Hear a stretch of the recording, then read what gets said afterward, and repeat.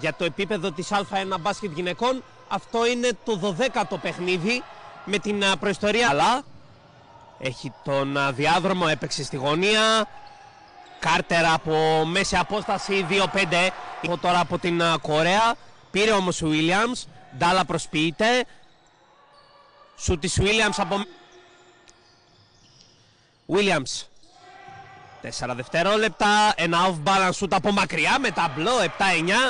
Σε μια βιρτουόζη. Ντάλα με σκαστή πάσα στην Williams που θέλει να αποστάρει τη Χόμπι. Ένα shoot εκτός ισορροπίας. Καλάθι και φάουλ από την Williams, η οποία έχει μπει ζεστά.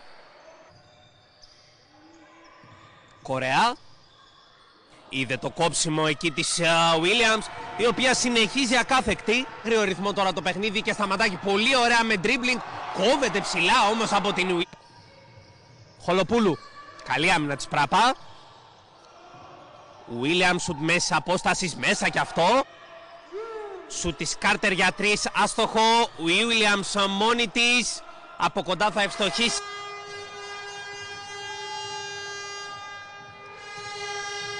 Η οποία πάει μέχρι τέρμα, κόβεται ψηλά από την Williams. Δεύτερο κόψιμο. Χολοπούλου. Είδε το κόψιμο της Williams. Εκείνη με το αριστερό. Και εκείνη στη Χόμπι. Χόμπι έχει την Williams. Με τη σωματική της υπεροχή κόβεται ψηλά από την Williams. Τρίτο stop της Williams. Τρόγκ παίζει στην Χόμπι, η οποία πιβοτάρει ωραία, αστοχή όμως. Μάζεψε η Williams ψηλά. Χόμπι. Σουτ μέσα απόσταση άστοχο. Μάρι γωνία. Σταματάκι. Χόμπι. Σουτ εκτός ισορροπίας άστοχο. Πήρε ψηλά η Κορέα. Και τρέχει ο Παναθλητικός με Χολοπούλου. Σκαστή πάσα στην Williams. Χολοπούλου τώρα 10 δευτερόλεπτα. Κάρτερ.